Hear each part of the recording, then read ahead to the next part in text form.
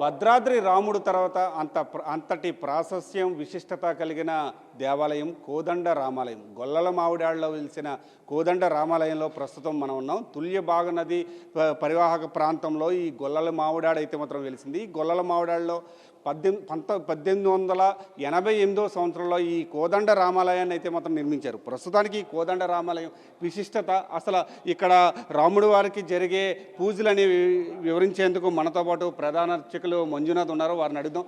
చెప్పండి, అంటే ఈ కోదండ రామాలయం ఎప్పుడు నిర్మించబడింది, అసలు ఎప్పటి నుంచి ప్రాశస్త్యంలోకి వచ్చింది, ఈ విశిష్టత ఏమిటి? శ్రీమద్గొల్లల మామిడాఢ నగరే మధ్యేభిమానోత్తమే పీఠే రత్నమయే ధనుశరధరం రాజీవనేత్రోజ్వలం సీతాలక్ష్మణ సంయుతం హనుమతా సంసేవ్యమానం ప్రభుం భక్తాభీష్టబలప్రదాన్నిరతం కోదండరామం భజే. ఇక్కడ తూర్పుగోదావరి జిల్లా, అదే కాకినాడ జిల్లా గొల్లల మామిడాడ క్షేత్రంలో శ్రీ కోదండరామచంద్రమూర్తి వారు ఇక్కడ దక్షిణే లక్ష్మణోధన్వి వామతో జానకీ శుభ పురతో మారుతిర్యస్య తం నమామి రఘుత్తమం అని దక్షిణే లక్ష్మణోధన్వి, దక్షిణం వైపు లక్ష్మణస్వామి, వామేచ జనకాత్మజ, వామే అంటే ఎడమ చేతి వైపు సీతామ్మవారు, వామేచ జనకాత్మజ, పురతో మారుతిర్యస్య పాదాల దగ్గర దాసాంజనేయ స్వామి.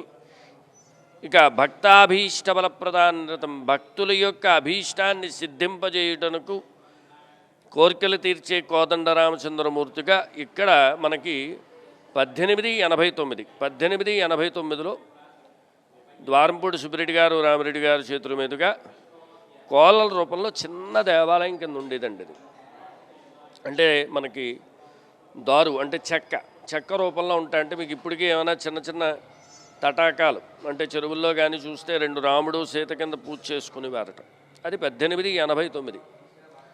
తర్వాత ఏంటంటే 1932 దగ్గరికి వచ్చేటప్పటికి రేజేటి వెంకటరమణాచార్య గారు అంటే మా తాతయ్య గారిని తీసుకుని వచ్చి 2 సంవత్సరాల కాలం పాటు జపాలు అవి చేసి ఆ తర్వాత ఏంటంటే మాకు గృహాన్ని నిర్మించి దాని తర్వాత 34 దగ్గరికి వచ్చేటప్పటికి ద్వారంపూడి సుబ్బిరెడ్డి గారు రామిరెడ్డి గారు విగ్రహ రూపంలో రామచంద్రమూర్తిని ప్రతిష్ఠ చేశారు. వాళ్ళకి ఏంటంటే సుబ్బిరెడ్డి గారికి కళ వచ్చిందట, అంటే ఈ రామచంద్రమూర్తి దర్శనం ఇచ్చారని చెప్తారు. ఆ సుబ్బిరెడ్డి గారికి ఎప్పుడైతే దర్శనం ఇచ్చారో, లేకపోతే రామో విగ్రహమాందరం రామచంద్రమూర్తి బలం కానీ రామచంద్రమూర్తి కానీ ప్రేమ కానీ రామచంద్రమూర్తి వారి శక్తి కానీ ఏవి లేకపోయినా ఇంత దేవాలయాన్ని నిర్మించడం అన్నది అసాధ్యమైన పని. కాబట్టి వెనకాతల రామచంద్రమూర్తి ఉన్నారు అని మనం చెప్పుకోవడానికి అవకాశం ఉండేది ఏమైనా ఉన్నది అంటే అది సుబ్బిరెడ్డి గారు రామిరెడ్డి గారి మీద పూర్తిగా వారి మీద అమితమైన ప్రేమాభిమానం అనుకోవచ్చు. ఎందుచేతంటే ఒక ఇల్లు నిర్మించడం లాంటిదే గుడి. దేహో దేవాలయ ప్రోక్తో జీవోదేహ సనాతన అని దేవాలయాన్ని నిర్మించడం అంటే చాలా కష్టతరమైన పని. అలాంటిది సుబ్బిరెడ్డి గారికి రామచంద్రమూర్తి దర్శనం ఇచ్చారు కాబట్టి, రామచంద్రమూర్తి అనుగ్రహం ఉన్నది కాబట్టి ఇంత దేవాలయాన్ని 1934లో చైత్రశుద్ధ నవమి నాడు ఉదయం 7:36 స్వామివారిని విగ్రహ రూపంలో ప్రతిష్ఠ చేశారు. అయితే ఇక్కడ ఆగమానికి సంబంధించినంతవరకు కూడా పాంచరాత్రాగమోక్తంగా ఇక్కడ ఈ కళ్యాణ కార్యక్రమం అయితేనే నిత్యార్చన కార్యక్రమాలన్నీ కూడా ఇక్కడ పాంచరాత్రాగమోక్తంగా జరుగుతూ ఉంటాయి. అయితే ఇక్కడ రామచంద్రమూర్తి విశిష్టత ఏమిటి అంటే భక్తాభీష్టబలప్రదానం, భక్తుల యొక్క అభీష్టాన్ని సిద్ధింపజేయడం కొరకు. అంటే ఇక్కడ ఎక్కువ ఆ మొక్క ఎందుకు చెప్పవలసి వస్తున్నది అంటే రేపు జరగబోయే శ్రీరామనవమి నాడు తలంబ్రాలు తీసుకొని వారు రామచంద్రమూర్తిని వేడుకుంటారు, మాకు సంతానాన్ని కలిగించాలి అని. ఆ తలంబ్రాలను తీసుకొని ఆ పరమణం చేసుకొని వాళ్ళు భుజించినట్టయితే వారికి ఖచ్చితంగా వారికి సంతానం కలుగుతుంది. అలాగే వివాహం కాని వారు ఎవరైనా ఉన్నారంటే ఆ తలంబ్రాలని శిరస్సు మీద ధరించినట్టయితే వారికి వివాహం అవుతుంది అని చెప్పి ఇక్కడ భక్తాభీష్టబలప్రదాన్నిరతం. అలాగే ఇంకా వారికి సంబంధించిన కోరికలు ఏమైనా ఉన్నా కూడా సఫలీకృతం అవ్వడానికి అవకాశం. ఇక తర్వాత గోపురాల దగ్గరికి వచ్చేటప్పటికి ఏంటంటే తూర్పు గోపురం మనకి 160 అడుగులు ఉంటుంది. పశ్చిమ గోపురం దగ్గరికి వచ్చేటప్పటికి 200 అడుగులతో ఉంటుంది. మీరు ఒక్కసారి రెండు గోపురాలని చూసి మధ్యలో ఉన్న గర్భాలయాన్ని చూసినట్టయితే ఒక పుష్పక విమాన మాదిరి, అంటే ఇటుపక్క ఒక పెద్ద రక్క, ఇటుపక్క ఒక పెద్ద రక్క, మధ్యలో గోపురం టైప్లో ఇక్కడ దేవాలయాన్ని అంతా కూడా నిర్మించడం జరిగింది. గొల్లల మామిడాడ, అసలు గొల్లల మామిడాడ అని పేరు ఎలా వచ్చింది? అంటే ఈ పేరు వచ్చిన ఈ పేరుకి ఏంటి విశిష్టత? అసలు ఈ పేరు ఎలా వాడుకలోకి వచ్చింది? గొల్లల మామిడాడ అంటే పూర్వం ఏమిటంటే గొల్లవాళ్ళు ఇక్కడ ఉండేవారని ఎక్కువ చెప్తూ ఉంటారు. మామిడి తోటలు ఎక్కువగా ఉండేవట. ఆ మామిడి తోట ఏంటంటే వాటిక, అంటే మామిడి వాడ, వాడ ఇదొక వాడండి అని మన పూర్వపాదం చెప్పుకుంటే వాడ. ఆ మామిడి వాడ ఏమైందంటే మామిడాడ అయిపోయిందండి. దానికి ఏంటంటే గొల్లల మామిడాడ అని పేరు రావడానికి కారణం ఏంటంటే పూర్వం ఉండేవారు, తర్వాత ఏంటంటే కాలక్రమేణా గొల్లలు తగ్గిపోయారు, అంతే, అంతకు మించి ఏం లేదు. గొల్లల మామిడాడికి పేరు. అంటే బాగా నది ఒడ్డున ఋషులు కూడా తపస్సు చేసేవారని చెప్తున్నారు. అసలు ఋషులు ఏ విధంగా తపస్సు చేసేవారు, ఎక్కడ తపస్సు చేసేవారు? తుల్యభాగ నది. ఇక్కడ తుల్యభాగ నది దగ్గరికి వచ్చేటప్పటికి ఏంటంటే గోదావరి దగ్గర నుండి వచ్చిన ఒక పాయ అంతర్వాహిని అయి గోదావరి ఇక్కడ వెళుతూ ఉంటుంది. మనకి ఇక్కడ మెయిన్ రోడ్డు దగ్గరికి వెళ్తే అక్కడ తుల్య నది అక్కడ ఉన్నది. అక్కడే ఇప్పటికీ కూడా ఏంటంటే జయనారాయణ మఠం అని, అలాగే ఏంటంటే అక్కడ ఋషీశ్వరుడు తపస్సులు చేసిన ప్లేసులు ఇవన్నీ కూడా అక్కడ మనం గుర్తించవచ్చు. ఏదైతే పాయ ఉంటుందో ఆ పాయ కంటిన్యూషన్గా మీకు అలాగ వెళ్తూ యానం దగ్గర ఉన్న సముద్రం దగ్గర కలుస్తుంది. అంతర్వాహిని అయి ఉన్నాడండి. అయితే దీనికి అంటే శ్రీరామ నవమి రోజు ఒక స్వామివారి కళ్యాణం ఏ విధంగా జరుగుతుంది, ఎటువంటి ప్రత్యేక పూజలు చేస్తారు? ఇక్కడ శ్రీరామనవమికి సంబంధించినంత వరకు ఇక్కడ ఒకటి ముందర చెప్పవలసింది ఏంటంటే శ్రీరామనవమి అనేటప్పటికీ రామచంద్రమూర్తి జన్మదినం. రామచంద్రమూర్తి జన్మదినం తర్వాత ఏంటంటే రామచంద్రమూర్తి వారి యొక్క ప్రతిష్ట కూడా మనకి ఆ రోజునే జరిగింది, శ్రీరామనవమి నాడే. కాబట్టి ఏంటంటే కళ్యాణం ఇటుపక్క ఉత్సవం రెండూ కూడా ఒకే రోజున జరగడం వల్ల మనకి ఇక్కడ కళ్యాణ కార్యక్రమం నిర్వహించడం జరుగుతుంది. అయితే ఇదంతా కూడా పాంచరాత్రాగమోక్తంగా జరుగుతుంది. అయితే ముందు రోజు ఈరోజు శనివారం అష్టమి కాబట్టి ఈరోజు ఏంటంటే విశ్వక్షేణ పూజ, పుణ్యాహవాచన కార్యక్రమాలు, అంకురారోపణ, దీక్షాధారణ, అలాగే ధ్వజారోహణ, ఇలా కార్యక్రమం అగ్నిప్రతిష్టాపన చేసుకొని మర్నాడు ఉదయం శ్రీరామనవమి నాడు తెల్లవారుజామున స్వామివారి సుప్రభాత సేవతో ప్రారంభమయ్యి దాని తర్వాత ఏంటంటే 11 గంటలకు ఇంచుమించులో కళ్యాణ కార్యక్రమం ప్రారంభమవుతుంది. ఆ కళ్యాణ కార్యక్రమం తర్వాత ఏంటంటే మంచిముత్యాల తలంబ్రాలు, అలాగే ఈ రథోత్సవం, స్వామివారి యొక్క రథోత్సవం కూడా రాత్రి ప్రారంభమవుతుంది. విశేషంగా భక్తులైతే మటుకు వస్తారు. అంటే భద్రాద్రిలో జరిగిన విధంగానే ఆరు బయట కళ్యాణం జరుగుతుందా, అసలు ఎలా జరుగుతుంది? ఇక్కడ భద్రాచలానికి మనకి ఇక్కడ తేడా ఏంటంటే రామదాసు గారు తహసీల్దారుగా ఉండి ఆయన బయట ఆరు బయట కళ్యాణం చేయించాలి అని చెప్పి ఒక రాశారు, నిర్దేశమైన ఒక దిట్ట రాశారు. కానీ ఇక్కడ రామచంద్రమూర్తికి ఏంటంటే సుబ్బిరెడ్డి గారు, రామిరెడ్డి గారు వేసింది ఏంటంటే కళ్యాణానికి సంబంధించిందంతా కూడా ఆరు బయటే జరగాలి, ప్రతి ఒక్కరికి బయట దర్శనం ఇవ్వాలి అని చెప్పి ఏంటంటే ఇక్కడ దగ్గరలోని ఈశాన్య ప్రదేశంలో తోట అది ఉంటుంది. ఆ తోటలోని స్వామివారికి కళ్యాణ వేదిక పెట్టి కళ్యాణ వేదిక మీద స్వామివారిని సింహాసనారూఢుడై కళ్యాణం అంతా కూడా కార్యక్రమం అంతా కూడా ఇక్కడ నిర్వహించడం జరుగుతుంది. గొల్లల మామిడాడ కోదండ రామాలయానికి అత్యంత ప్రశిష్టతను విశిష్టతను తీసుకొచ్చినవి రెండు రాజగోపురాలు, తూర్పు రాజగోపురం, పశ్చిమ రాజగోపురం. 1948లో తూర్పు రాజగోపురాన్ని ఆ కాలంలోనే 9 అంతస్తులతో విగ్రహ ప్రతిష్టని అత్యాధునికంగా, అంటే 1948లోనే ప్రతి విగ్రహాన్ని, ఇటు రామాయణాన్ని, భారతాన్ని ప్రతి ఒక్క భక్తులకు కానీ ప్రజలకు కానీ చూపించే విధంగా 9 అంతస్తులతో ఒక తూర్పు గోపురాన్ని, పశ్చిమ గోపురాన్ని, రెండు గోపురాలను, అంటే రెండు రాజగోపురాలను అయితే మాత్రం నిర్మించారు. తూర్పు గోపురం వచ్చేసి 9 అంతస్తులతో సుమారుగా 160 నుంచి 170 అడుగులతో ఈ రాజగోపురాన్ని అయితే నిర్మించారు. ఈ రాజగోపురం నిర్మించడానికి అంటే 1948 నుంచి 50 వరకు, అంటే 2 సంవత్సరాల కాలం అయితే పట్టింది. అదేవిధంగా పశ్చిమ గోపురం అయితే మాత్రం 11 అంతస్తులతో సుమారుగా 200 నుంచి 210 అడుగులతో 1956లో నిర్మించారు. అసలు ఈ గోపురాలు నిర్మించడం ఎలా నిర్మించారు, ఎలా సాధ్యమైంది అనే అంశం వివరించేందుకు మనతో పాటు ప్రధాన అర్చకులు మంజునాథ్ ఉన్నారు. వారిని అడుగుదాం.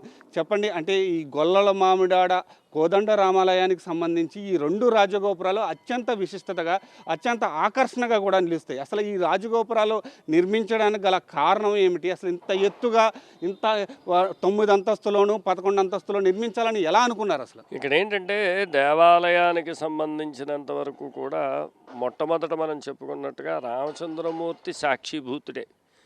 ఎందుచేతంటే మానవ మాతృలకైతే మటుకు ఇంత దేవాలయాన్ని నిర్మించడం అంటే, రెండోది ఇంకొకటి, ఇక్కడ ఒకటే కుటుంబం ఎవరి దగ్గర డొనేషన్స్ తీసుకోకుండా కట్టిన దేవాలయం. అంటే ఇది సుబ్బిరెడ్డి గారు రామిరెడ్డి గారికి సంబంధించిన సొంత ద్రవ్యంతో ఏదైతే ఉందో ఆ ద్రవ్యంతో మాత్రమే నిర్మించింది. దాని గురించి ఏంటంటే మనం ఇప్పుడు ఏదో పెద్దవారు మా అపరకోటీశ్వర్లో లేకపోతే ఇంకోటి అంటే వాళ్ళకి దేవాలయం నిర్మించడం పెద్ద విశేషమేం కాదు. కానీ ఇప్పుడు కాలమానం కన్నా వెనకాతల ఉన్న కాలమానానికి ఈ దేవాలయాన్ని నిర్మించడం అన్నది చాలా విశేషంగా చెప్పుకోవచ్చు. అయితే ఇక్కడ దేవాలయానికి సంబంధించినంత వరకు మనకి గోపురాలకి సంబంధించిన ఇదేంటంటే 1889లో కోలల రూపంలో ఉన్న స్వామి, మళ్ళీ మనం అక్కడికే రావాల్సి వస్తున్నది. ఎందుచేత 1889లో కోలల రూపంలో చిన్న మందిరం కింద ఉండేదటండి. అదేదో రామనామాలు జపాలు చేసుకుంటూ అలా ఇది చేసుకుంటుంటే ఈ సుబ్బిరెడ్డి గారు రామిరెడ్డి గారు ఏంటంటే వచ్చి ఆ దేవాలయాన్ని ఏదో రాముడు పువ్వులు వేయడం అనో పూజలు చేసుకోవడం, వాళ్ళు చిన్నప్పటి నుంచి కూడా రామభక్తులే. అయితే తర్వాత ఏంటంటే ఎప్పుడైతే స్వప్నంలో రామచంద్రమూర్తి దర్శనమిచ్చి దేవాలయాన్ని నిర్మించండి అని చెప్పి ఎప్పుడైతే వారికి ఆజ్ఞ చెప్పడం జరిగిందో ఆ తర్వాత ఈ దేవాలయాన్ని కొంచెం పైకి లేపారు. అంటే ఇప్పుడు మనం చూడబోయే తర్వాత ఏంటంటే అద్దాల మందిరం కూడా ఉంటుంది. ఈ అద్దాల మేడకి కొంచెం పైన ప్లేస్ ఉంచి దాని మీద ఉన్న ఈ గోపురాలనంతా కూడా నిర్మించడం జరిగింది. అయితే వీళ్ళకి ఇక్కడ ఏమిటి అంటే వాస్తు ప్రకారంగా మనం వెళ్ళాలి. వాస్తు ప్రకారంగా వెళ్ళాలి అంటే ముందర తూర్పు గోపురాన్ని నిర్మించారు. తూర్పు గోపురాన్ని నిర్మించేటప్పటికి ఏంటంటే పశ్చిమంలో ఎత్తు ఉండాలి. తూర్పు గోపురాన్ని అయితే ఇంచుమించులో మనకి రమారమిగా ఒక 160 అడుగుల్లో దేవాలయాన్ని అయితే నిర్మించారు. బాగుంది రాజగోపురం. కానీ ఆ గోపురాన్ని నిర్మించాక వీళ్ళకి ప్రశ్న ఏమొచ్చింది అంటే వాస్తు ప్రకారంగా దగ్గరికి వచ్చేటప్పటికి పశ్చిమ దిక్కు కూడా ఎత్తు ఉండాలి అని చెప్పి ఈ ఎత్తును పెంచడం జరిగింది. అయితే ఇంకోటి, ఎక్కడ చూసినా ఏంటంటే మీకు దేవాలయాలకు మీరు అంటే గోపురాలను ఎందుకు నిర్మించారనే మాటకు కూడా సమాధానం చెప్పొచ్చేది ఏంటంటే, ఎక్కడైనా దేవాలయాలను చూశారనుకోండి సర్వసాధారణంగా ఆ గోపురాలు మనం ఎక్కడానికి అవకాశం చాలా తక్కువ. కానీ ఇక్కడ దగ్గరికి వచ్చేటప్పటికి మనం గోపురం ప్రతి అంతస్తుని కూడా చూడవచ్చు.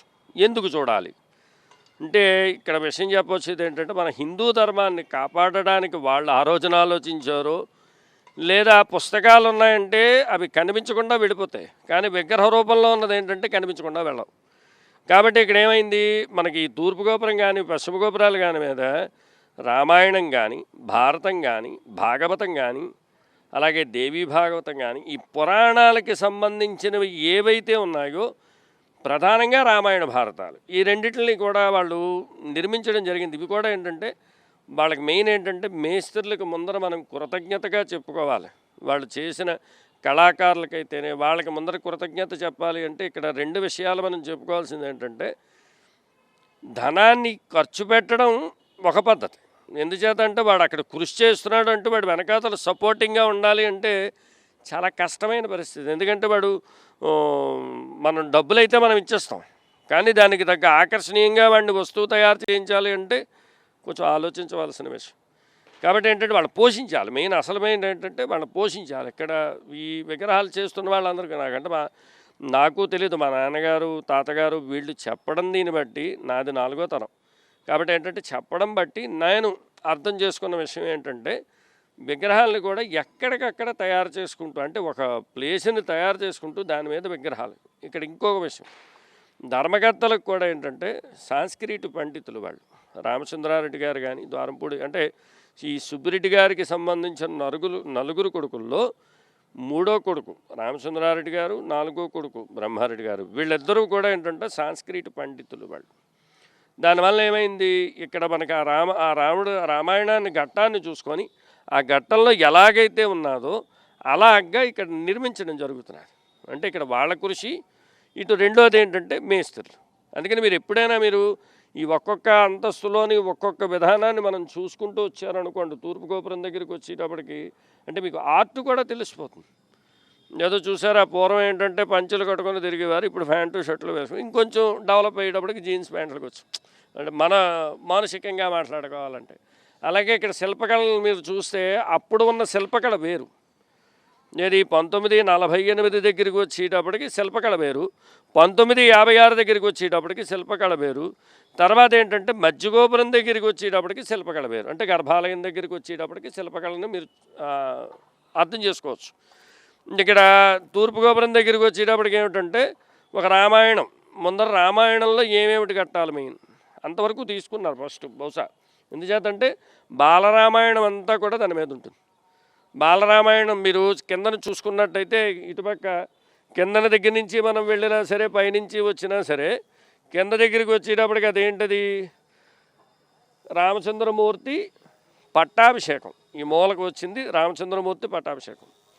దాని తర్వాత వచ్చేటప్పటికి లక్ష్మణస్వామి సుగ్రీవుడికి పట్టాభిషేకం చేస్తాడు. ఆ తర్వాత వచ్చేటప్పటికి మారీచ సుబాహులు రామచంద్రమూర్తికి సంబంధించినంత వరకు యాగం చేయడం, విశ్వామిత్రుడు యాగం చేయడం, ఆ యాగంలో ఈ మారీచ సుబాహులు రావడం. ఆ పైన దగ్గరికి వచ్చేటప్పటికి విశ్వామిత్రుడికి సంబంధించిన స్టోరీ, అంటే భరతుడికి సంబంధించిన స్టోరీ అంతా కూడా అక్కడికి వస్తుంది. దాని పైన దగ్గరికి వచ్చేటప్పటికి దశావతారాలు వస్తాయి. దాని తర్వాత దగ్గరికి వచ్చేటప్పటికి అశ్వినీ దేవతలు వస్తారు. ఆ తర్వాత దగ్గరికి వచ్చేటప్పటికి కృష్ణ పరమాత్మకి సంబంధించిన విశేషాలన్నీ వస్తాయి. దాని తర్వాత వచ్చేటప్పటికి ఆదిత్యాది నవగ్రహాలు వస్తాయి. ఇలాగ వరసగా చెప్పుకుంటే ఆ పైన వచ్చేటప్పటికి గణపతి, ఏవైతే దేవతలు. ఇక తర్వాత ఇటుపక్కకు వచ్చేటప్పటికి ఒక నహుషుడు స్టోరీ. ఇవన్నీ కూడా మీకు బాలరామాయణంలో మనకు వస్తుంది. బాలరామాయణం దగ్గరికి వచ్చేటప్పటికి గంగావిర్భావం, ఇంకో అటుపక్కకు వెళ్తే గంగావిర్భావం దగ్గరికి వచ్చేటప్పటికి ఆ తర్వాత ఏంటంటే నహుషుడికి సంబంధించిన స్టోరీ వస్తుంది. దాని తర్వాత అన్నపూర్ణాదేవి శివుడి దగ్గర భిక్షాటన, శివుడు అన్నపూర్ణాదేవి దగ్గరికి వెళ్ళిన భిక్షాటన వస్తుంది. ఇక తర్వాత ఇది మనం చూస్తున్నది, మీరు ఇప్పుడు చూస్తున్నది ఏంటంటే తూర్పు గోపురం పశ్చిమం వైపుకు మనం చూస్తున్నాం. కానీ అటువైపుకి కానీ మనం తూర్పు గోపురం వైపుకి కానీ మనం చూసామనుకోండి, కింద దగ్గరికి వచ్చేటప్పటికి కృష్ణుడికి సంబంధించినంత వరకు ధర్మరాజు వీళ్ళందరూ, అంటే మనం భారతం దగ్గరికి వచ్చేస్తాం. మనం అక్కడ ఏంటంటే చూడండి రాజ్యసభ, అందులో వార్నింగ్ ఇస్తాడు కదా ధర్మరాజు వీళ్ళందరూ వాళ్ళు ఎంత గొప్ప వాళ్ళు, అదంతా కూడా ఆ ఘట్టానికి సంబంధించి. దాని తర్వాత విఘ్నేశ్వరుడు నాట్యం చేయడం, అక్కడ మళ్ళీ మనం స్క్రిప్ట్ మారిపోయింది, రామాయణం భాగవతం దగ్గరికి వచ్చాం. ఇలాగమాట ఒక్కొక్కటి. ఆ తర్వాత ఏంటంటే వాలి సుగ్రీవులకి సంబంధించినవి. ఇలా ఒక్కొక్కటి మనం చేసుకుంటే రామాయణం అంతా కూడా దీని మీద ఉంటుంది. అయితే ఇది ఎందుకు మనం చెప్పుకోవాలి అంటే, రేపొద్దున మన భావితరాలకు ఎవరైతే ఉన్నారో వాళ్ళు ఏదో గోపురాలకి ఎత్తైనవి కట్టేశారండి, దీని మీద నుంచి ఊరంతా కనిపిస్తుందండి, లేకపోతే ఇంకోటి, ఇవి కాదు. ఇవి ఓకే, ఇది లౌక్యం. కానీ ఏంటంటే మన భావితరాలకి ఇగో రామాయణంలో రామచంద్రమూర్తి, ఇగో ఇదిరా ఈ ఘట్టం రా, నువ్వు ఇలా రామచంద్రమూర్తిలా ఉండాలిరా, లేకపోతే నువ్వు ఇదేంటిది లక్ష్మణస్వామిలా ఉండాలిరా, లేకపోతే సీతాంవారి గురించి ఎలా ఉండాలి అని చెప్పడం కొరకు. అంటే మనం వెక్కించాము అంటే రామాయణ భారత భాగవతాలను అన్నింటినీ కూడా టచ్ చేసుకొని మనకు గోపురం ఉంది కాబట్టి అందుకని ఎక్కించడం, పైకెక్కడం ఎందుకు అంటే ఈ ఒక్కొక్క ఘట్టాన్ని మన భావితరాలకు అందరికీ చూపించడం కొరకు ఇక పైకి ఎక్కించడం అనేది ఓటు పెట్టారు. ఇక్కడ వాళ్ళకి కష్టానికి తగ్గ ఫలితం కూడా అదే. ఇక తర్వాత పశ్చిమ గోపురం దగ్గరికి వెళ్ళేటప్పటికి ఏమైంది, పశ్చిమ గోపురం దగ్గరికి వచ్చేటప్పటికి రామాయణం అంతా వచ్చేసింది. రామాయణం దగ్గరికి వచ్చేటప్పటికి అంటే మనం ఇప్పుడు పశ్చిమం వైపుకి నిలబడి ఉన్నాం, అంటే గోపురం తూర్పు వైపుకు ఉంది. అక్కడ దగ్గరికి వచ్చేటప్పటికి ఏంటంటే సౌమిత్రి లక్ష్మణస్వామికి మూర్ఛ. దాని తర్వాత ఏంటంటే సుందరకాండ పారాయణ దగ్గరికి వచ్చేటప్పటికి రామచంద్రమూర్తికి చూడామణి ఇవ్వడం. దాని తర్వాత ఏంటంటే సప్తతాళ భంజనాయ నమః అని వస్తుంది కదా, అంటే 7 చెట్లని కూడా ఒక్క బాణంతో కొట్టాడు. ఆ తర్వాత ఏంటంటే కృష్ణుడు. దాని తర్వాత ఏంటంటే నారసింహావతారం, అంటే మళ్ళీ భాగవతం దగ్గరికి వెళ్ళిపోం. దాని తర్వాత దగ్గరికి వచ్చేటప్పటికి పతివ్రత తల్లులు, అంటే ఈ సావిత్రి, అరుంధతి ఇవన్నీ మనం చెప్తాం కదా, ఆ పతివ్రతలకి సంబంధించి అంటే మళ్ళీ మనం భాగవతంలోకి వెళ్ళిపోతాం. దాని తర్వాత దగ్గరికి వచ్చేటప్పటికి ధ్రువుడికి సంబంధించిన స్టోరీ. దాని తర్వాత వచ్చేటప్పటికి ప్రహ్లాదుడికి సంబంధం, అంటే భక్తులు ప్రహ్లాద, నారద, పరాశర, పుండరేక, వ్యాస, అంబరీష, సుఖ, సౌనక, భీష్మ, దాలభ్యాన్, రుక్మాంగదార్జున, విభీషణనని, బరవ భాగవతాన్నని వీళ్ళందరూ కూడా భాగవతోత్తములు, వాళ్ళకి సంబంధించిన స్టోరీస్. దాని తర్వాత దగ్గరికి వచ్చేటప్పటికి ఆదిత్యాది నవగ్రహాలకి సంబంధించిన స్టోరీస్. దాని తర్వాత దగ్గరికి వచ్చేటప్పటికి నవదుర్గలు అమ్మవారికి సంబంధించిన స్టోరీస్ ఇవన్నీ అంటే ఎక్కడా కూడా ఏ ఘట్టాన్ని కూడా వాళ్ళు విడిచిపెట్టలేదు. ఇక మీకు ఈ, గర్భాలయం దగ్గరికి వచ్చేటప్పటికి గర్భాలయం మీద ఏమిటి ఉండాలి అంటే ఇక్కడ మీరు మధ్యలో చూసినట్టయితే ముందర ప్రామాణికంగా కిందను చూసినట్టయితే 1889లో ఇగో ఇలా స్వామి రామచంద్రుని రూపు అంటే ఈ చిన్న దేవాలయం ఇలా ఉన్నది నమూనా, ఇంత దేవాలయాన్ని మేము చేసినట్టుగా వాళ్ళు నమూనా అక్కడ కూడా ఇచ్చారు. దాని తర్వాత దగ్గరికి వచ్చేటప్పటికి మనం తూర్పు వైపు నుంచి చూసినట్టయితే రామచంద్రమూర్తికి సామ్రాజ్య పట్టాభిషేకం చేస్తున్నప్పుడు ఆయన యాగాన్ని నిర్వహిస్తున్నప్పుడు ఇటుపక్క కౌసల్య, సుమిత్ర, కైకేయి, దాని తర్వాత విశ్వామిత్రుడు, దాని తర్వాత వశిష్ఠుల వారు, దాని తర్వాత దశరథ మహారాజు, ఇలాగ వీళ్ళందరూ కూడా అక్కడ ఉండి ఒక యాగాన్ని నిర్వహిస్తున్నప్పుడు ఉన్న ఘట్టం. దానిపైన ఏదైతే ఉన్నదో సుబ్బిరెడ్డి గారు, రామిరెడ్డి గారు, ఇటుపక్క సుబ్బిరెడ్డి గారు, అటుపక్క రామిరెడ్డి గారు, మధ్యలో ఉన్న రామచంద్రమూర్తి. ఈయన రామచంద్రమూర్తిది సూర్యవంశం కాబట్టి పైన ఉన్నది సూర్యనారాయణమూర్తి. కానీ సూర్యనారాయణమూర్తి రామచంద్రమూర్తి విష్ణుమూర్తి రూపంలో ఉన్నాడు కాబట్టి ఆయన అంశలోంచే వచ్చాడు కాబట్టి రామచంద్రమూర్తి, లక్ష్మీనారాయణుడు అంటే ఒక్కొక్క ఘట్టం. అలాగే అష్టదిక్పాలకులు అంటే ఇక్కడ కూడా ఏంటంటే అంటే మనకి కాలాతీతం అవుతుంది కానీ ఇది ఒక్కొక్కటి చెప్పుకుంటే చాలా విశేషంగా మనం స్టోరీలు చెప్పుకోవచ్చు. ఎందుకంటే వాళ్ళ కష్టానికి మనం ఎంత చెప్పుకున్నా కూడా చాలా తక్కువే.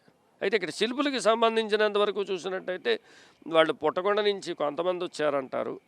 శహపురం అని ఒక ఊరు ఉంది, దాని తర్వాత మెళ్ళూరు అని ఒక ఊరు ఉంది, దాని తర్వాత ఏంటంటే పెదబ్రహ్మదేవం అని కొంతమంది, అలాగే ఇక్కడ మావిడాళ్ళలోనే ఏంటంటే ఈ కర్రీ రామారెడ్డి గారు అని ఒక ఆయన, దాని తర్వాత ఏంటంటే కోటి గారు అని ఒక ఆయన, ఇలాగ వీళ్ళందరూ దగ్గర ఇంచుమించులో ఒక 300 మంది 400 మంది వీళ్ళందరూ కూడా కష్టపడి పని చేసిన వాళ్ళు. అంటే మెయిన్ పేర్లు వాళ్ళకి చెప్తాం. అలా మెయిన్ పేర్లో చెప్పుకుంటే నాకు తెలిసినట్టుకు మట్టుకి కర్రీ రామారెడ్డి గారు అని ఒక పేరు చెప్పారు, అలాగే ఏంటంటే కోటి గారు అని ఒక పేరు చెప్పారు, తర్వాత అప్పారావు గారు అని ఒక ఆయన, ఇలా చాలా పెద్ద వాళ్ళందరూ పాపం వాళ్ళు ఎంతో కష్టపడి. అయితే ఇక్కడ ఇంకోటి ఏంటంటే ఇవన్నీ కూడా సిమెంట్ విగ్రహాలే, రాతి విగ్రహాలు కాదు, సిమెంట్ విగ్రహాలు. కిందనంతా కూడా వాళ్ళు ప్రొడక్షన్ చూడండి, గోపురాలు రెండింటిని కూడా కిందన ముందర శిల అంటే రాయితో ముందర కట్టి దాని మీద మీకు ఈ సిమెంట్కి సంబంధించిందంతా కూడా చారిత్రాత్మకంగా కట్టుకుంటూ వచ్చారు. ఇక మీరు ప్రతి ఘట్టాన్ని చూసుకుంటూ వెళ్ళిపోతే రామచంద్రమూర్తికి సంబంధించింది అంటే బాలరామాయణం. అంటే ఇక్కడ గర్భాలయం మీద దగ్గరికి వచ్చేటప్పటికి బాలరామాయణం అంటే రామచంద్రమూర్తి సీతా వివాహాత్మక ఘట్టం వరకు కూడా, సీతా కళ్యాణం వరకు కూడా చూపించాడు అన్నమాట. ఇది ఇక్కడ గోపురాలకి సంబంధించిన విశిష్టత. అయితే ఇక్కడ 2 గోపురాలు నిర్మించారు. 1948లో ఒక తూర్పు గోపురం, 1956లో పశ్చిమ గోపురం. అంటే తూర్పు గోపురం కంటే తూర్పు వైపు కంటే పశ్చిమ వైపు ఎత్తుగా ఉండాలి కనుక వాస్తు ప్రకారం ఇక్కడ 9 అంతస్తులు నిర్మిస్తే అక్కడ 11 అంతస్తులు అయితే నిర్మించారు. అయితే ప్రస్తుతానికైతే మాత్రం దీనికి సంబంధించి ఒక విశిష్టతని బలంగా చెప్పుకోవాలి.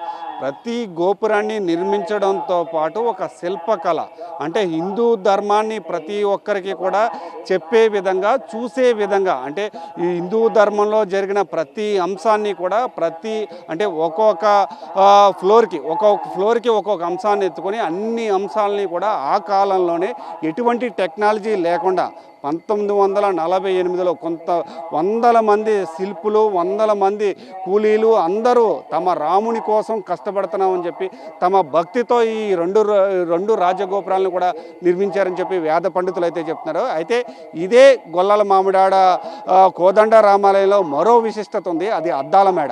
ఒక్కసారి అద్దాల మేడ దగ్గర కూడా వెళ్ళి ఆ విశిష్టత ఏంటో తెలుసుకునే ప్రయత్నం అయితే చేద్దాం. గొల్లల మామిడాడ కోదండ రామాలయంలో మరో విశిష్టత అద్దాల మేడ. ఆ అద్దాల మేడ అంటే 2 రాజగోపురాలకి మధ్యలో ఒక అద్దాల మేడనైతే నిర్మించారు. ఈ అద్దాల మేడ ద్వారా అంటే ప్రతి ఒక్కరికి కూడా అంటే ఆ వ్యక్తిలో ఉన్న మైనస్ అంటే వాళ్ళ చూసేది క్లిష్టంగా చూసేది ఒక అద్దం మాత్రమే. ఆ అద్దానికి ప్రతీకగా ఇక్కడ ఒక అద్దాల మేడనైతే నిర్మించారు. అయితే ప్రస్తుతానికైతే మనం విగ్రహ రూపంలో చూసుకుంటే కనుక ఆంజనేయ స్వామికి సీతమ్మ వారు ఒక రత్నాల మాలనైతే ఇచ్చారు. ఆ రత్నాల మాలలో రాముని విగ్రహం ఎక్కడ ఉంది అని చెప్పి ఆ రత్నాల మాల కొరికి ఆంజనేయ స్వామి తెలిపిన ఘట్టాన్ని అయితే మాత్రం మనకి విజువల్స్ రూపంలో కనిపిస్తుంది. ఇదే ఘట్టాన్ని అయితే ఈ అద్దాల మేడ ద్వారా శ్రీరాముని కళ్యాణం ప్రతి ఒక్కరూ పలు విధాలుగా చూసే విధంగా అంటే ఈ అసలు అద్దాల మేడ నిర్మించడానికి గల కారణం ఈ అద్దాల మేడలో విశిష్టతను వివరించేందుకు ప్రధాన అర్చకులు మంజునాథ్ మనతో పాటు ఉన్నారు. వారిని అడుగుదాం. చెప్పండి, అసలు ఈ అద్దాల మేడ ఎలా నిర్మించారు, అసలు దీని విశిష్టత ఏమిటి? ఇందాకలు మనం చెప్పుకున్నట్టే రామచంద్రమూర్తి ఉన్నాడు అనేది ఇంకొక విశిష్టత మనం చెప్పుకోవచ్చు. ఎందుచేతంటే ఇక్కడ ద్వారంపూడి సుబ్బిరెడ్డి గారు, రామిరెడ్డి గారు ఇద్దరు అన్నదమ్ములు. మళ్ళీ అక్కడ మనం చెప్పుకోవాలి, తప్పదు, వాళ్ళని కంపల్సరీగా కలవాలి. ఆ సుబ్బిరెడ్డి గారికి సంబంధించిన మూడో కొడుకు అయినటువంటి వాడు ద్వారంపూడి రామచంద్రారెడ్డి గారు. ఈ రామచంద్రారెడ్డి గారికి ఏంటంటే స్వప్నంలో రామచంద్రమూర్తి అద్దాల మందిరంలో ఉయ్యాలు ఊగుతున్నట్టుగా కలొచ్చిందట అని ఒకటి. అందుకని అద్దాల మందిరం నిర్మించారు. కానీ అక్కడ విశిష్టత అంటే అద్దాల మందిరానికి సంబంధించిన విశిష్టతను మనం చెప్పుకోవాలి అంటే ఇక్కడ రెండు శాస్త్రసమ్మతంగా మనం చెప్పుకోవచ్చు. శాస్త్రసమ్మతంగా అనడానికి కారణం ఏంటంటే ఉపనిషత్తును మీరు తీసుకున్నారనుకోండి, నారాయణ ఉపనిషత్తే మీరు మనకి ఉదాహరణ. అధనిత్యో నారాయణ బ్రహ్మ నారాయణ శివశ్చ నారాయణ చక్రశ్చ నారాయణ దిశశ్చ నారాయణ ఊర్ధ్వశ్చ నారాయణ అధశ్చ నారాయణ అంతర్బహిశ్చ నారాయణ అంటే ఎక్కడ చూసినా కూడా నారాయణుడు ఉన్నాడు అని చెప్పడానికి.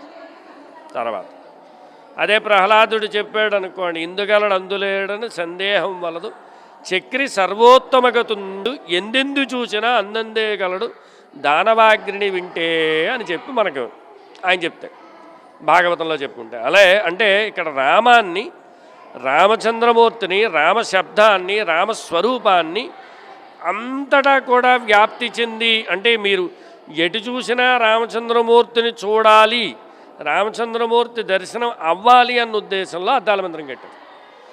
ఇక ఇంకొకటి పరతత్వానికి సంబంధించినంత వరకు మనం చూసారనుకోండి, అంటే అక్కడ ఫస్టే వాళ్ళు ఒక చిన్న ఉదాహరణ ఇచ్చారు, దీన్ని మీరు కనిపెట్టగలరా అని.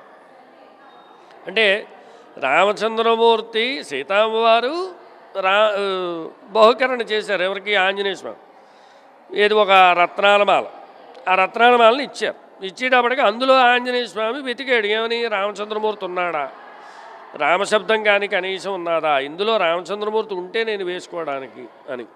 ఆ తర్వాత గట్ట మీ అందరికీ తెలిసిందా అనుకోండి, ఏమిటి నారదులు వారు అడుగు, నాన్న నువ్వు అలా అంటావు ఏమిటంటే, అప్పుడు సరే అయితే నువ్వు వేసుకున్న వస్త్రాల్లో ఉన్నారా అంటే నా అణువణువులోని కూడా రామచంద్రమూర్తి ఉన్నాడని చెప్పి గుండెల్లో చీల్చుకొని ఆంజనేయ స్వామి రామచంద్రమూర్తిని చూపిస్తాడు, ఆత్మారాముణ్ణి. అలాగా ఆ పరతత్వాన్ని మనం అర్థం చేసుకున్నట్టయితే అంటే రత్నాల్లో ఇన్నిటిలోని రామచంద్రమూర్తి ఉన్నాడా అని ప్రశ్న. అంటే ఇక్కడ మనకి ఒక ఇందాకలా మనం చెప్పినట్టుగా రామచంద్రమూర్తి ఉన్నాడా అని ప్రశ్నకు వచ్చింది అనుకోండి, ఆత్మారామ అని మనం చెప్తాం.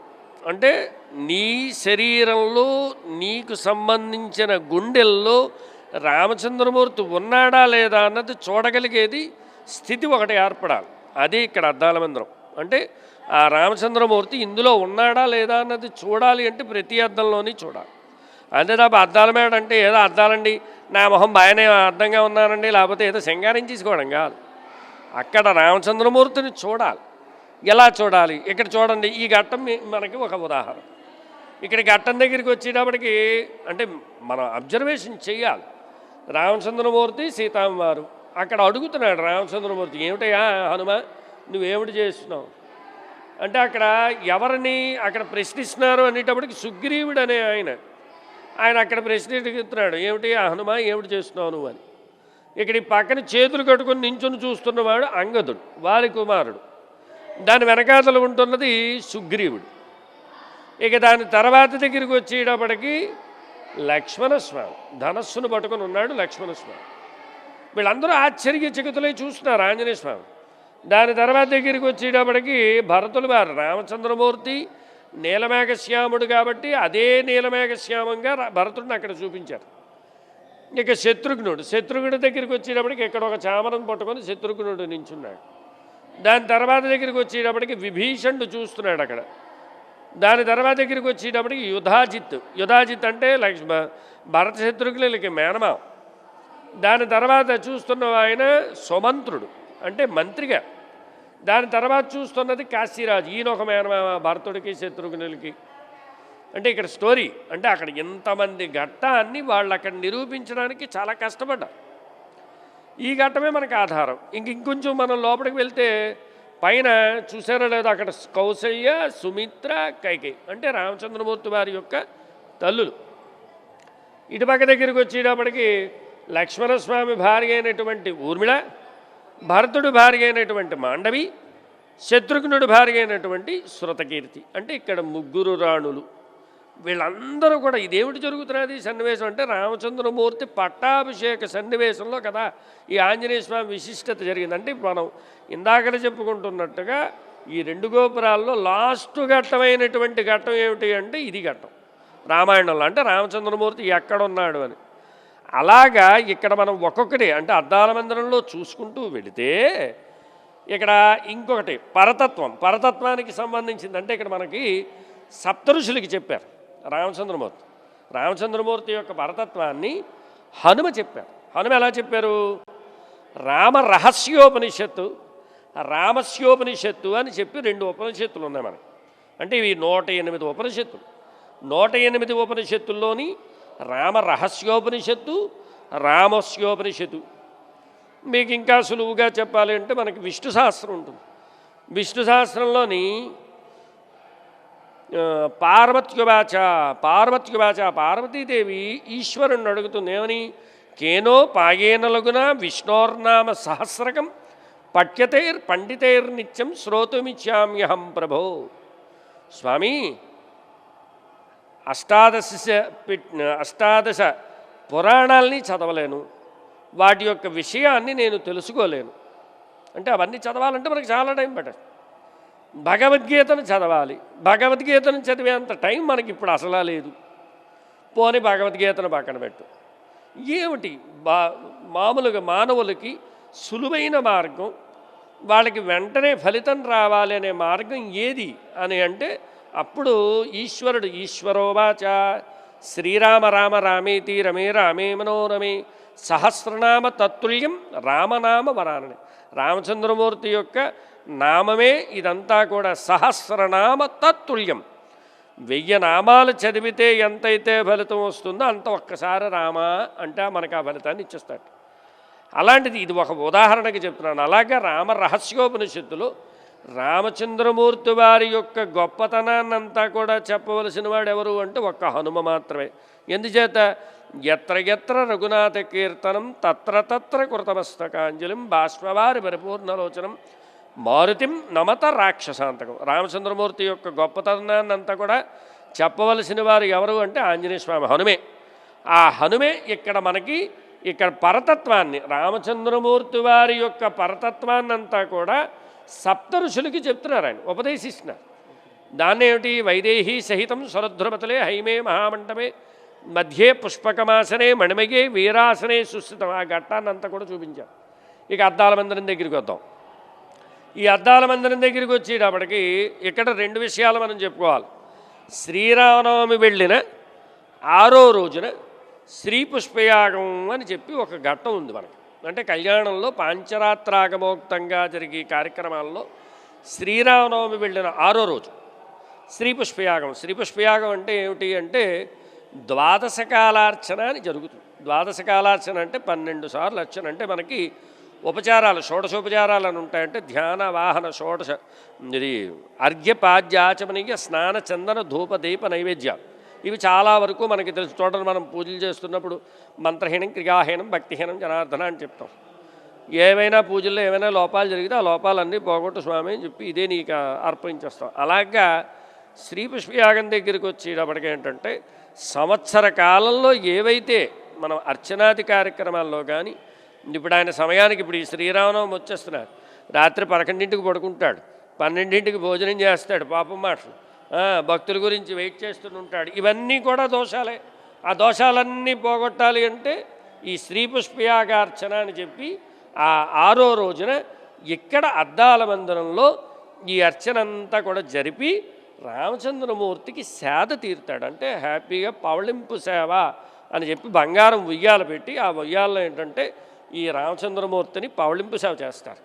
ఇక అద్దాల మందిరం దగ్గరికి మళ్ళీ మనం ఆ ట్రాఫిక్ దగ్గరికి వెళ్తే అద్దాల మందిరం దగ్గరికి వచ్చేటప్పటికి ఇక్కడ మనం దృశ్యాన్ని చూస్తే అప్పట్లో వాళ్ళ టెక్నాలజీ ఏమిటి, ఇప్పుడంటే మనం గ్రాఫిక్ వర్క్ ఇవన్నీ మనం చేస్తున్నాం, కానీ వాళ్ళు అప్పుడే గ్రాఫిక్ రచించేసారేమో.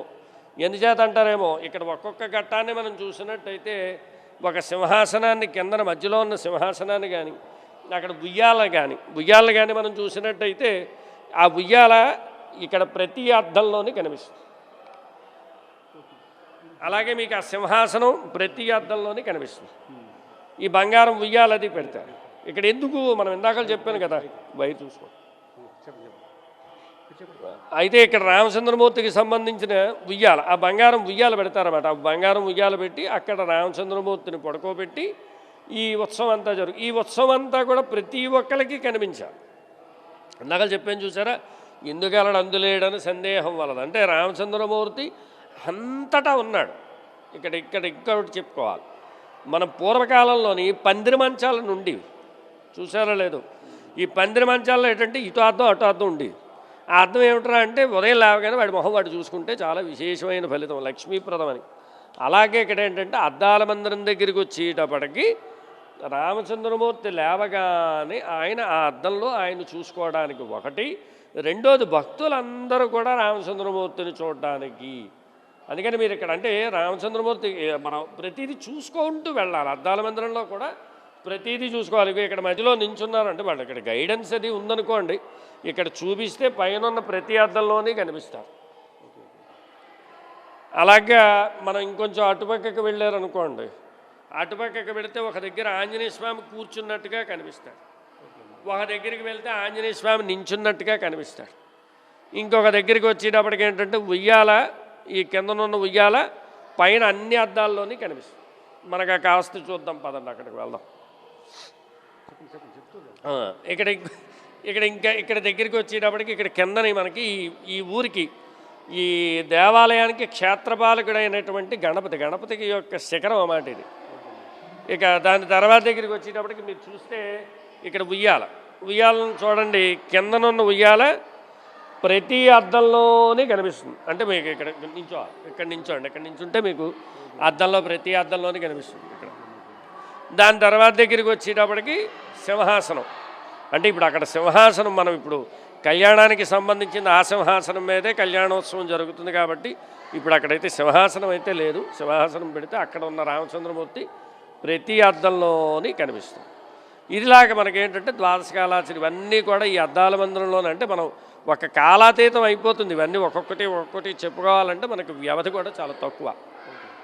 పుష్పయాగం ఉత్సవం చేస్తారన్నారు, అది ఎలా జరుగుతుంది?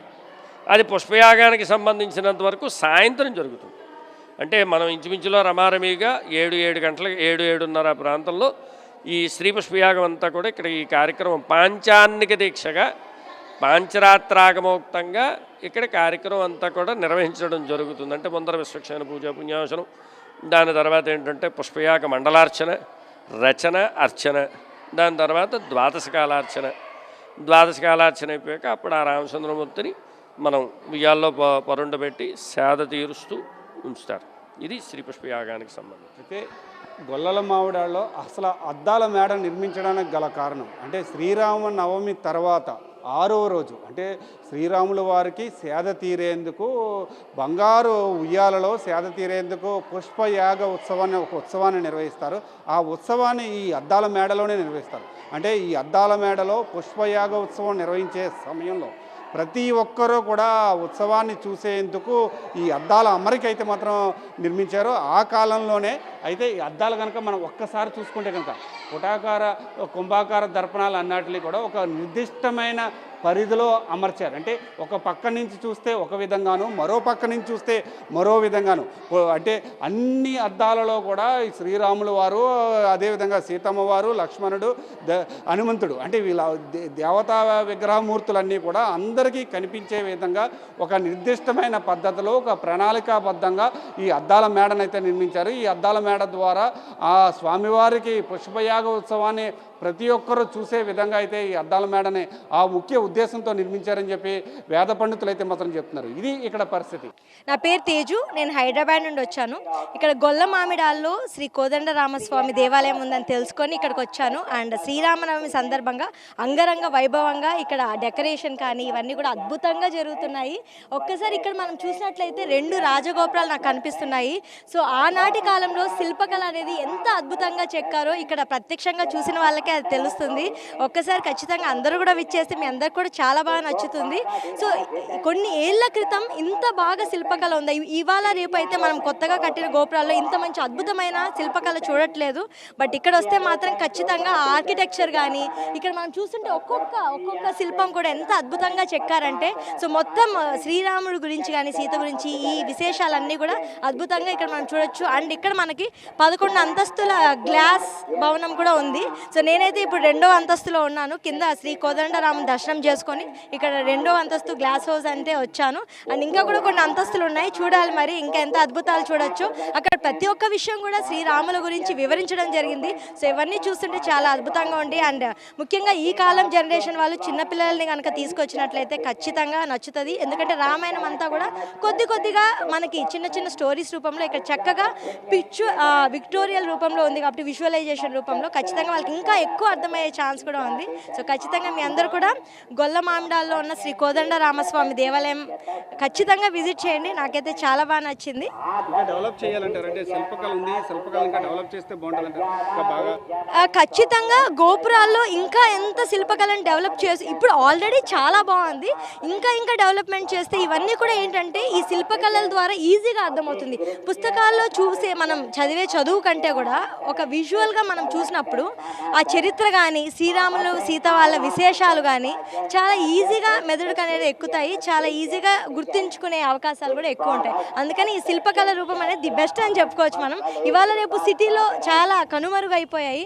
ఇలాంటి పల్లెటూరులో చక్కని వాతావరణంలో చుట్టూ చూస్తుంటే చక్కగా ఇక్కడ మనకి కొబ్బరి చెట్లు ఇవన్నీ కూడా కనిపిస్తాయి. ఇంత చల్లటి వాతావరణం, ఇంత ప్రకృతికి అనుసంధానంగా ఉంది ఈ దేవాలయం అయితే చాలా నచ్చింది నాకైతే. వస్తుంటే కూడా చుట్టుపక్కల వాతావరణము నచ్చింది. అండ్ గుడిలో ఈ ప్రశాంతత కానీ ఒక్కొక్క ఫ్లోర్లో ఉన్న ఈ చక్కని ఈ మనం చూస్తున్నాం కదా మీరు చెప్పిన విధంగా శిల్పకళ చూస్తుంటే ఇంకా ఇక్కడే ఉండి చూస్తూ ఉండాలి ఒక్కొక్కటిగా అనిపిస్తుంది. బట్ సమయం మనం కొద్దిగా ఉంది కాబట్టి హైదరాబాద్ నుండి వచ్చాం, అన్నీ కూడా గుడ్లు కవర్ చేయాలి కాబట్టి సో అలా కొన్ని మెయిన్వి కవర్ చేసుకుంటూ వెళ్తున్నాం.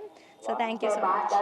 గొల్లల మామిడాడ కోదండ రామాలయం కోసం మాట్లాడుకోవడానికి ప్రస్తావన వస్తే కనుక ధర్మకర్తల కోసం మాట్లాడాలి. ఆ కాలంలో సుబ్బిరెడ్డి రామిరెడ్డి ఇద్దరికి కూడా స్వప్నంలో రాముడు కనిపించి ఈ ఆలయాన్ని నిర్మించాలని చెప్పి సూచనలు చేశారు. ఆ సూచనల మేరకైతే ఈ ఆలయ నిర్మాణానికి పునఃప్రతిష్ఠ అయితే మాత్రం ప్రారంభమైందని చెప్పుకోవచ్చు. 1889లో ఈ ఆలయ నిర్మాణానికి ఆలోచన అయితే ప్రారంభమైంది.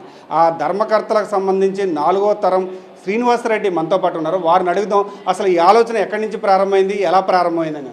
సార్ చెప్పండి, 1889లో ఈ ఆలయ నిర్మాణానికి ఆలోచనలు అయితే ప్రారంభమయ్యి ఎలా జరిగింది, అసలు మీరు ఏ తరానికి సంబంధించిన వాళ్ళు ఈ ఆలయాన్ని నిర్మించాలని చెప్పి ఎలా ఆలోచనలు ప్రారంభమైంది? జై శ్రీరామ్. నా పేరు ద్వారంపూడి శ్రీరామ మురళీకృష్ణ శ్రీనివాసరెడ్డి, కోదండరామచంద్రమూర్తి వారి దేవస్థానం, గొల్లల మామిడాడ, పెద్దపూడి మండలం, కాకినాడ జిల్లా. 1889 సంవత్సరంలో సుబ్బిరెడ్డి గారికి కలలో స్వప్నంలో స్వామివారికి కలలో కనబడడం, అలాగే ఇది గ్రాఫ్ కింద ఆయనకి ఏంటో ఇది మొత్తం కళలోనే జరిగింది, ఇలా కట్టాలి అని ఆయన చెప్పడం ద్వారా దీని నిర్మాణం అది తమ్ముడికి మార్నింగ్ మళ్ళీ వచ్చి తమ్ముడికి చెప్పడం అని ఇద్దరు కూడా 1889 సంవత్సరంలో దీనిని కోళ్ళల ప్రతిష్ఠ కింద ముందు దీన్ని నిర్మించడం జరిగింది. అంటే కోళ్ళతో అంటే చెక్కతో తీసిన ప్రతిమల మాట. ఇది 1889 సంవత్సరం. దాని తర్వాత వచ్చి 1939 సంవత్సరంలో స్వామివారిని విగ్రహ ప్రతిష్ఠ చేయడం జరిగింది. 1939 సంవత్సరం. దాని తర్వాత 1939 సంవత్సరం నుంచి ఇది 160 అడుగుల ఎత్తులో 1948 కంప్లీట్ చేయడం జరిగింది. 48 కట్ట మీకు 48 కల్లా దీన్ని ఫినిష్ చేయడం, 160 ఎత్తులో దీన్ని నిర్మించడం జరిగింది. సుబ్బిరెడ్డి గారు, రామిరెడ్డి గారు ఇద్దరు అన్నదమ్ములండి. దాని తర్వాత సుబ్బిరెడ్డి గారికి కుమారులు ద్వారంపూడి ఆదిరెడ్డి గారు, ద్వారంపూడి రామకృష్ణారెడ్డి గారు, ద్వారంపూడి రామచంద్రారెడ్డి గారు, అలాగే ద్వారంపూడి బ్రహ్మారెడ్డి గారు ఆయన మా ముత్తాత గారండి. అలాగే వీళ్ళకి నలుగురు కుమారులు పుట్టడం, రామరెడ్డి గారికి సంతానం కలగకపోతే వాళ్ళని మూడో కుమారుడైన రామచంద్రరెడ్డి గారిని ఈయన దత్తత చేసుకున్నారు. అంటే దత్త కుమారులుగా ఈయన్ని చేసుకోవడం జరిగింది. అలాగే 1956 సంవత్సరంలో 200 అడుగుల ఎత్తులో దీన్ని ద్వారంపూడి ఆదిరెడ్డి గారు, అంటే పెద్ద కుమారుడైన ద్వారంపూడి ఆదిరెడ్డి గారు దీనిని నాన్నగారు సలహా, సుబ్బిరెడ్డి గారి సలహా ప్రకారంగా కూడా 200 అడుగుల ఎత్తులో దీన్ని నిర్మించడం జరిగింది. 1975లో అద్దాల మందిరం నిర్మించడం రామరెడ్డి గారు మూడో కుమారుడు దత్తత కుమారుడైన రామచంద్రరెడ్డి గారు దీన్ని మెయింటెనెన్స్ ద్వారా ఇదంతా కూడా అద్దాల మందిరం దీన్ని నిర్మించడం జరిగింది. ఇప్పుడు అంటే రాజగోపురాలు నిర్మించడంతో ఒక ఎత్తు అయితే, ఈ రాజగోపురాల చుట్టూ కూడా సనాతన ధర్మాన్ని, హిందూ ధర్మాన్ని కాపాడే విధంగా శిల్పకళను కూడా నిర్మించారు. అసలు శిల్పకళ నిర్మించాలనే ఆలోచన ఎలా వచ్చింది? వాళ్ళకి స్వప్నంలో కనపడి ఈ రామాయణ శిల్పాలు కూడా గ్రాఫ్ ఏ విధంగా అయితే ఉందో ఆ గ్రాఫ్ని ఈ విధంగా దింపాలని సుబ్బిరెడ్డి గారు, రామరెడ్డి గారు ఇద్దరు కలిసికట్టుగా దీన్ని ఒక గ్రాఫ్ కింద గీసుకున్నారండి. గీసుకుని ఇది పెద్ద కుమారుడు ద్వారంపూడి ఆదిరెడ్డి గారు, అలాగే రెండో కుమారుడు రామచంద్రరెడ్డి గారు, రామకృష్ణారెడ్డి గారు, రామచంద్రరెడ్డి గారు, వీళ్ళందరికీ కూడా చెప్పడం. అంటే మైనర్ అండి అప్పట్లో మీకు ఎవరు బ్రహ్మారెడ్డి గారు ఒక చిన్న మైనర్, చిన్న పిల్లవాడు. దాని తర్వాత స్వప్నంలో ఏ విధంగా అయితే ఉందో శిల్పాలు ఎక్కడైతే పెట్టాలో అవన్నీ పెట్టడం జరిగింది. ఇదంతా సొంత కష్టార్జితంతో, ఎవరిని కూడా డబ్బులు ఆశించకుండా వాళ్ళ సొంత కష్టార్జితంతో దీన్ని నిర్మించడం జరిగిందన్నమాట. ఇది పరిస్థితి. అయితే ప్రస్తుతానికైతే అంటే ఈ ద్వారంపూడి సుబ్బిరెడ్డి, రామరెడ్డి ఎవరైతే ఇద్దరు సోదరులు ఉన్నారో వాళ్ళిద్దరూ కూడా అంటే రాముని ఆలయం నిర్మించడమే తమ లక్ష్యంగా అనుకుని కుటుంబ సమేతంగా తన పిల్లలతో సైతంగా అందరూ కూడా ఈ కోదండరాముని ఆలయాన్ని అయితే నిర్మించారు. ఇది ఇక్కడ పరిస్థితి. శతాబ్దాల చరిత్ర కలిగిన గొల్లల మామిడాడ కోదండరామాలయం విశిష్టతను చూసేందుకు 2 కనులు సరిపోవు. ఇక్కడ భక్తులకు కోదండరాముడిగా దర్శనమిస్తున్నారు. ఆనాటి ధర్మకర్తల ఆలోచనకు ప్రతీకే 2 రాజగోపురాలని అత్యంత ఎత్తులో 9 అంతస్తులో ఒక రాజగోపురాన్ని, 11 అంతస్తులో ఒక రాజగోపురాన్ని నిర్మించారు. వాటిని నిర్మించడమే కాకుండా వాటి చుట్టూ కూడా అద్భుతమైన శిల్పకళని, అంటే హిందూ ధర్మాన్ని సూచించే విధంగా రామాయణ, భాగవతాలకు ప్రతీకగా ఒక శిల్పకళను కూడా నిర్మించారు. అయితే ఇలాంటి శిల్పకళని భావితరాలకు చూపించవలసిన అవసరం ఎంతైనా ఉంది. వీటిని ప్రభుత్వాలు పరిరక్షించవలసిన పరిస్థితి కూడా ఇక్కడ ఉందని కూడా మనం చెప్పుకోవచ్చు. ఇది ఇక్కడ పరిస్థితి. కెమెరా పర్సన్ చైతన్యతో సతీష్, 10 టీవీ, గొల్లల మామిడాడ నుండి.